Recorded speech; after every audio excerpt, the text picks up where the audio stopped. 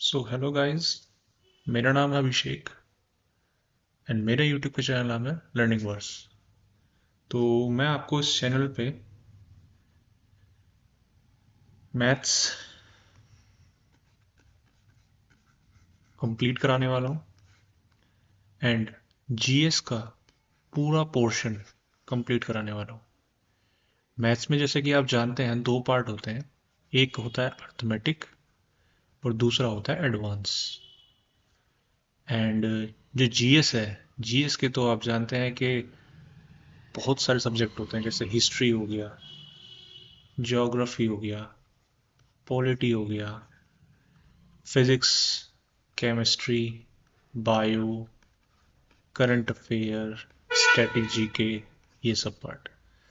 तो मैं आपको ये पूरा एक साथ तो नहीं कवर करा सकता, लेकिन हाँ आपके मैं दो दो सब्जेक्ट लेके चल सकता हूँ। जैसे कि आप जानते हैं कि रेलवे का दो वैकेंसी आउट हो चुकी हैं, बाकी तीन वैकेंसी अभी जो एनटीपीसी हैं, ग्रुप डी हैं, जेई है, वो आना बाकी है। और मैथ्स के लिए तो मैथ्स तो फॉर एवर है। कोई भी एग्ज़ाम हो, चाहे वो एसएससी हो, चाहे वो यूपी पुलिस हो, चाहे वो एनटीपीसी हो, चाहे वो ग्रुप डी हो, सबके लिए ज़रूरी होता है। बस मैथ्स की एडवांटेज ये है कि ये जिस भी एग्ज़ाम में आता है, अगर आपको पूरा मैथ्स आता है अच्छे से, चाहे वो अर्थमेटिक हो, एंड ऑब्वियसली बात है अर्थमेटिक तो आना ही आना है। एडवांस भले ही कुछ कुछ चीज़ों में नहीं आता, जैसे ग्रुप डी के एग्ज़ाम है, उसमें मैथ्स इतना नहीं आता। यूपी पुलिस का एग्ज़ाम है, उसमें एडवांस इतना नहीं आता। इसलिए तो अगर हम बात करें मैथ्स की, अगर मैं बात करूं मैथ्स की,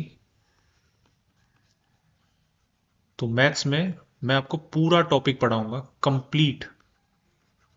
जैसे हमारे जो एक जाने माने सर हैं गगन प्रताप, वो कहते हैं ना zero to hero batch, zero to hero.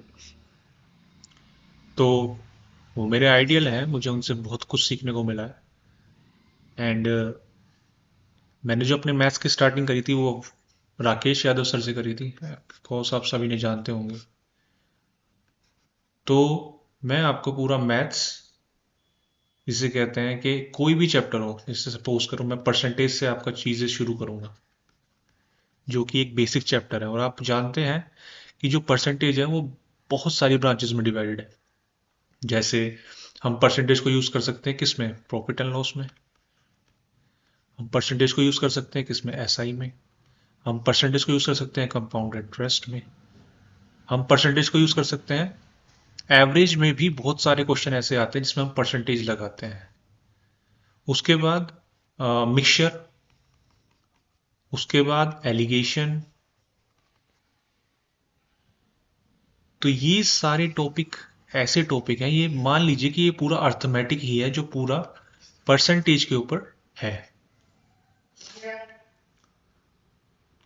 तो सबसे पहले मैं जो आपकी जो मैथ्स का चैप्टर लूंगा, जो मैं आपका मैथ्स का चैप्टर लूंगा, वो लूंगा परसेंटेज का। इसमें आप मान के चलिए मैं आपको कम से कम 150 क्वेश्चन की प्रैक्टिस कराऊंगा। और वो ऐसा नहीं होगा कि वो 150 जो क्वेश्चन होंगे वो हर एक टाइप के होंगे। और ये भी नहीं होगा कि भाई इस एक टाइप के मैंने कम से कम 20 या 25 क्वेश्चन करा दिए, आप भी बोर हो जाओगे कि भाई एक ही टाइप के इतने सारे क्वेश्चन। तो मैं कम से कम एक टाइप के 5 से 6 क्वेश्चन कराया करूंगा, और कम से कम 2 से 3 क्वेश्चन आपको प्रैक्टिस के लिए दिया करूंगा, जिससे आपका भी कॉन्फिडेंस बिल्ड हो। और ये एक ही चैप्टर का नहीं है कि भाई एक चैप्टर में 150 क्वेश्चन कराऊंगा। मैं हर एक चैप्टर में जो अच्छा चैप्टर है, जैसे profit and loss, SI, CI, और टाइम एंड वर्क, और टाइम स्पीड डिस्टेंस, तो ये सब ऐसे चैप्टर हैं जिनका हमें कम से कम 150 क्वेश्चन तो प्रैक्टिस करने ही करने हैं। इनसे कम में काम नहीं बनेगा। और आप ये भी जानते हैं कि सबके वेंडर भी अब चेंज हो रहे हैं। एसएससी जो है उसका वेंडर चेंज हो गया है, उसका वेंडर चेंज हो गया है। और रेलवे का पता नहीं अभी वैसे तो कौन वेंडर है, लेकिन हाँ आप जानते हैं कि यूपी का भी वेंडर चेंज हो गया है।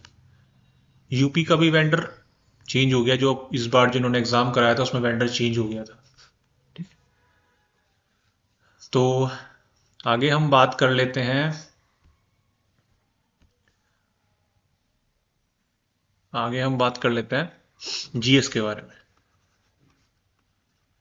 अब मैं ये भी जानता हूं कि जीएस में हम बात करें तो टेक्नीशियन की बात कर लेते हैं। टेक्नीशियन की, टेक्नीशियन में सबसे ज्यादा इंपॉर्टेंट जो है वो है साइंस। अभी केवीएस की वैकेंसी, अभी टेक्नीशियन की वैकेंसी, एएलपी की वैकेंसी भी आई थी,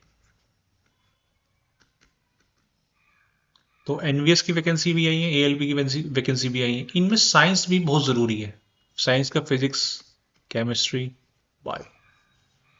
एंड मैं अगर रेलवे की बात करूं, ओनली रेलवे की, रेलवे सबसे ज़्यादा फिजिक्स और केमिस्ट्री पे ध्यान देता है। फिजिक्स के न्यूमेरिकल्स आते हैं, केमिस्ट्री का उतना पार्ट नहीं है, लेकिन फिर भी हमें केमिस्ट्री अच्छी तो करनी पड़ेगी क्योंकि कंपटीशन बहुत ज़्यादा है, हम कुछ छोड़ नहीं सकते। और रही बात बायो की, बायो तो एक, जैसे कहते हैं कि रटने वाला सब्जेक्ट होता है। जितना रटोगे बायो को, जितना चीज़ें याद रखोगे उतना अच्छा रहेगा। लेकिन फिजिक्स में हमें न्यूमेरिकल भी देखने हैं, फॉर्मूलेज भी याद रखने हैं। ऐसा नहीं है कि मैंने न्यूमेरिकल करा दिया तो वही न्यूमेरिकल एग्जाम में भी आएगा, ऐसा बिल्कुल भी नहीं।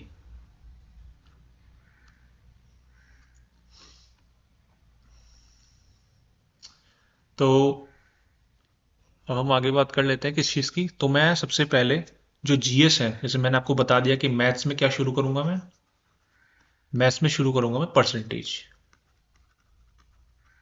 परसेंटेज की कम से कम 150 क्वेश्चन हम प्रैक्टिस करेंगे, अलग अलग टाइप के। हम जीएस की बात कर लेते हैं। जीएस में अभी का माहौल देखते हुए, जैसे रेलवे और टेक्नीशियन की वैकेंसीज निकली हुई हैं, तो हम एक फिजिक्स का चैप्टर कोई भी स्टार्ट करेंगे, जिससे फायदा होगा एएलपी वाले बच्चों को और टेक्नीशियन वाले बच्चों को। एक हम स्टार्ट कर लेते हैं बायो का टॉपिक। ठीक है, हम ज़्यादा फिजिक्स पे ध्यान देंगे क्योंकि इसमें एक तो ये अच्छे लेवल की आती है, लेवल अच्छा होता है बहुत इसका। दूसरा कि क्वेश्चन जो होते हैं सबसे ज़्यादा साइंस में आपको फिजिक्स के ही देखने को मिलेंगे। आपने टेक्नीशियन का नोटिफिकेशन देखा होगा, ग्रेड 1 और ग्रेड 3 की जो आई है अभी, उसमें क्या है, उसमें आप देखोगे तो फिजिक्स पे ज़्यादा फोकस किया हुआ है, बहुत ज़्यादा फोकस किया हुआ है। तो हम इसकी तरफ ध्यान देते हुए फिजिक्स को लेके चलेंगे, और मैथ्स में हम परसेंटेज को लेके चलेंगे। जो भी मेरे दोस्त हैं, भाई हैं, जिन्होंने अभी 10th पास की है, क्रॉस की है, या 10th पास की है, 10th पास की है, या 12th पास की है, या अभी ग्रेजुएशन में है,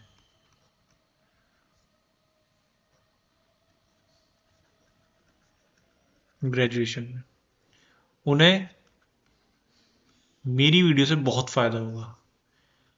मैं अपनी वीडियोस को बिल्कुल बेसिक से शुरू करूंगा, जिससे हर एक बच्चा जो अभी अभी कुछ सीखना चाहता है, कुछ करना चाहता है, लाइक गवर्नमेंट की तैयारी करना चाहता है, तो वो कर सकता है। एंड हाँ, वन मोर थिंग, ये गवर्नमेंट ही नहीं, आप सपोज करो ग्रेजुएशन कर रहे हैं, 3rd ईयर में या किसी किसी कॉलेज में 4th ईयर में कंपनीज आनी शुरू हो जाती हैं। और कंपनीज पहले क्या देती हैं, बहुत सारी कंपनी ऐसी होती हैं जो पहले एक टेस्ट लेती हैं जिसमें अर्थमेटिक आता है। वो जो बेसिक, बिल्कुल बेसिक अर्थमेटिक होता है, बेसिक अर्थमेटिक, उसकी प्रिपरेशन भी आप कर सकते हैं यहीं से। ऐसा कुछ नहीं है कि उसमें कुछ अलग से पूछते हैं, वही परसेंटेज, वही प्रॉफिट एंड लॉस, वही टाइम एंड वर्क, वही स्पीड एंड डिस्टेंस, सब वही पूछते हैं, कुछ अलग नहीं होता, सब वही पूछते हैं। तो मेरे जितने भी दोस्त यहाँ पे तैयारी कर रहे हैं, तो आप वो पढ़ सकते हैं। एंड बाकी आपके जो सजेशंस होंगे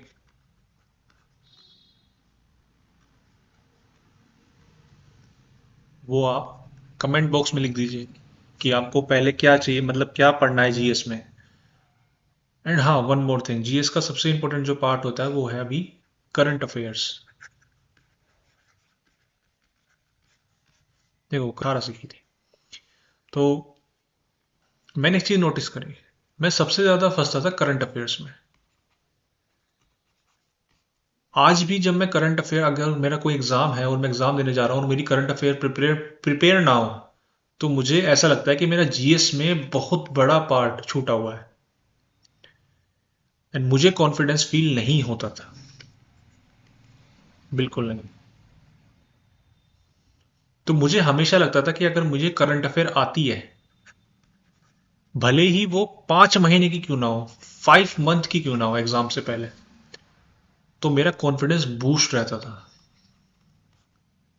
कि हाँ मैं कर लूंगा। तो मैंने करंट अफेयर के लिए स्ट्रेटेजी बनाई है। देखो वो बहुत हेक्टिक होता है कि सुबह उठो, करंट अफेयर लिखो, फिर उसे लर्न करो। उसमें क्या होता है कि आप एक करंट अफेयर लिखते हैं स्पोर्ट्स की, दूसरी लिखते हैं फिर करंट इंटरनेशनल न्यूज़ की, फिर तीसरी लिखते हैं स्टेट की। वो पूरा का पूरा खिचड़ी हो जाता है। जब आप उसे रिवाइज करने बैठोगे ना, तो आपको कोई भी आंसर सटीक तरीके से याद नहीं होगा। आप हमेशा उसमें कंफ्यूज रहेंगे कि उसका आंसर क्या था या फिर उसका आंसर क्या था, तो आप हमेशा कंफ्यूज रहेंगे। तो मैंने क्या स्ट्रेटेजी निकाली है, मैंने निकाली है मंथली की, मंथली स्ट्रेटेजी। देखो मैं बताता हूँ, एक रूल और होता है। रूल क्या होता है, सपोज करो आपका मार्च में एग्जाम है। ये जैसे हम अभी ले लेते हैं, यूपी का एग्जाम हुआ था फेब्रवरी में। कब था? 17 और 18 फेब। 17 18 फेब में जो करंट अफेयर्स आई थी वो कब तक की आई थी? वो सिर्फ जनवरी तक की आई थी। वो सिर्फ जनवरी तक की आई थी, वो फेब्रवरी की, जनवरी भी 1 जनवरी तक की। ठीक है, फेब्रवरी की करंट अफेयर नहीं आती। तो आप समझ रहे हैं पैटर्न। अगर सपोज करो आपका 1 मार्च को एग्जाम है, 1 मार्च को, तो आपकी जो करंट अफेयर आएगी वो 1 जैन तक की आएगी, 31 जैन तक की, सॉरी 31 जैन तक की आएगी। मतलब उसमें पूरे फैब की करंट अफेयर्स नहीं होंगी। बहुत माइन्यूट चांस होते हैं, बहुत माइन्यूट, कि एक क्वेश्चन या फरवरी से आ जाए, वरना नहीं आता। क्योंकि वो हमेशा 1 मंथ का गैप रखते हैं कि अगर आपका मार्च में 1 मार्च को एग्जाम है तो आपकी करंट अफेयर 31 जन तक आएगी, फैब की करंट अफेयर नहीं आएगी। क्योंकि उन्हें भी अपने सारे जो एग्जाम, जो जो इंसान या फिर जो, जैसे सपोज करो टीसीएस है, अगर वो आपका एग्जाम बना रही है, तो वो एक एग्जाम नहीं बनाती, वो बहुत सारे सेट बनाती है। उस सेट में से सेलेक्ट होते हैं सेट। और वो ऐसा नहीं है कि एग्जाम के 1 दिन पहले बना के भेज दिए या 2 दिन पहले बना के भेज दिए, नहीं। उन्हें बनाने में 20 से 25 दिन पहले बन जाते हैं और वो सेट सेलेक्ट होकर वो आपके रखे जाते हैं। उसके बाद एग्जाम होता है। तो आप पैटर्न समझ रहे हैं कि आपको अगर मार्च में एग्जाम है तो आपको जनवरी तक की करंट अफेयर रेडी करनी है।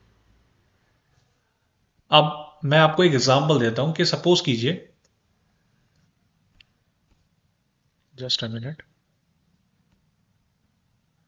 आप सपोज कीजिए कि आपका एग्जाम एएलपी एग्जाम है, एएलपी का एग्जाम है। एएलपी एग्जाम कीजिए, सपोज कीजिए अक्टूबर में, 1 अक्टूबर में शुरू है, ये 10 अक्टूबर में शुरू है। तो आपको कब तक की पढ़नी होगी? 10 सितंबर तक की। वो जो बीच का गैप है ना 1 मंथ का, उसकी करंट अफेयर नहीं आएंगी। समझे आप? तो मैं क्या कर रहा हूं, मैं आपकी मंथली करंट अफेयर लेके आने वाला हूं। Monthly current affairs. उसमें क्या होगा, मैं आपको टॉपिक वाइज करंट अफेयर पढ़ाऊंगा, टॉपिक वाइज। जैसे कि सबसे पहले पढ़ेंगे हम इंटरनेशनल करंट अफेयर, उससे भी पहले पढ़ेंगे मोस्ट इंपोर्टेंट करंट अफेयर जिन्हें आपको पढ़ना ही पढ़ना है। उस मोस्ट इंपोर्टेंट करंट अफेयर में कम से कम छः या सात टॉपिक ऐसे होंगे जो बेस्ट है, जिन्हें आप छोड़ नहीं सकते किसी भी हालत में, वो पढ़ना ही पढ़ना है। भले ही एक बार को जो मैं आगे से पढ़ा हूं उनमें से क्वेश्चन ना आए, लेकिन इन सात टॉपिक में से हमेशा क्वेश्चन आता है। उसके बाद फिर हम इंटरनेशनल, फिर नेशनल, फिर स्टेट, फिर स्पोर्ट्स, फिर अवार्ड्स, फिर अपॉइंटमेंट, फिर साइंस एंड टेक, फिर डिफेंस, फिर बुक्स, फिर मिसलेनियस, एंड हाँ, जो इकोनॉमिक्स और जो बैंकिंग सेक्टर के क्वेश्चन होते हैं वो जर्नली एग्जाम में बहुत कम बच्चे कर पाते हैं, क्योंकि क्वेश्चन ही कभी कभी अगर आपको डायरेक्ट मिल जाए तो अच्छी बात है कि भाई मैंने पढ़ा हुआ था, ये बैंक आ गया, इसने ये स्टार्ट किया था, ये आरबीआई ने ये स्टार्ट किया था, वो डायरेक्ट क्वेश्चन पूछ ले तो बेस्ट है, आपका वो हो जाएगा। लेकिन अगर उसने थोड़ा सा भी घुमा के क्वेश्चन पूछ लिया कि भाई ये इसके लिए ये राशि दी गई थी, ये कब दी गई थी, किस चीज के लिए दी गई थी, तो वहां इंसान फंस जाता है। तो हम भी इकोनॉमिक्स और बैंकिंग सेक्टर कवर करेंगे करंट अफेयर्स में। इसका भी अलग से, ज्यादा नहीं होता है इसमें, कम से कम अगर 10 न्यूज आ रही है तो हमारे लिए सिर्फ 4 या 5 न्यूज ऐसी होती हैं जो अच्छी होती हैं। बाकी तो इस पे ये कहते हैं ना कि आरबीआई ने ये पेनल्टी लगा दी इस बैंक पे, आरबीआई ने इस बैंक को बंद करा दिया, कुछ ऐसे करके, तो वो न्यूज नहीं आती। वो बहुत कम चांस होता है। पेनल्टी की तो न्यूज बिल्कुल नहीं आती। मैंने भी बहुत एग्जाम दिए हैं तो उसमें पेनल्टी की न्यूज बहुत कम आती है।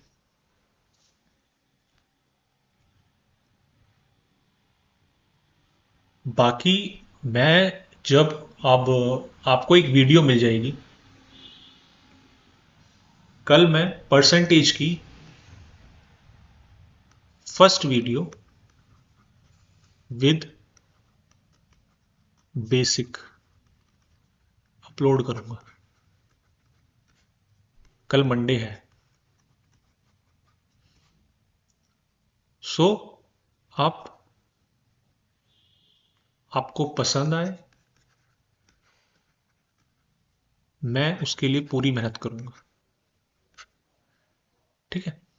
एंड दूसरी, मैं जीएस की, फिजिक्स की एक चैप्टर शुरू करूंगा,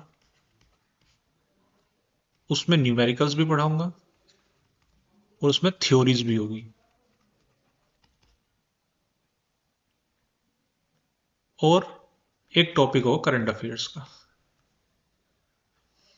जैसे मैंने कहा ना कि मैं टॉपिक वाइज पढ़ाऊंगा, जैसे मैंने जनवरी की करंट अफेयर उठाई है, तो सबसे पहले मैं वो 7 जो इंपॉर्टेंट टॉपिक्स है करंट अफेयर के वो कंप्लीट करूंगा। उसके बाद इंटरनेशनल, उसके बाद नेशनल, ताकि आप अलग अलग उसे कर पाए। अपने जो नोट्स हैं उसमें हर एक सेक्शन अलग बनाए। ज्यादा नहीं है कि भाई मैं यूपीएससी की तरह पढ़ाऊंगा कि भाई नेशनल का पढ़ा रहा हूँ, एक एक टॉपिक उठा लिया नेशनल का और उस पर ही एक दो पेज भर दिए, नहीं ऐसा नहीं है। जितना होगा वो 5-6 लाइन में खत्म हो जाएगा। कोई सा भी एक, जैसे मतलब हमने उठाया कि भाई ये स्टेट में ये योजना शुरू करी गई है, तो उसकी क्या मतलब, उसमें कितना धन मिलेगा, या फिर वो कब तक के लिए है, या फिर वो किस चीज के लिए है, उसका एम क्या है, बस इतना, बाकी कुछ नहीं। ठीक है, इतना ही पढ़ना है उसमें। सो बी रेडी फॉर टुमारो, कल मिलते हैं।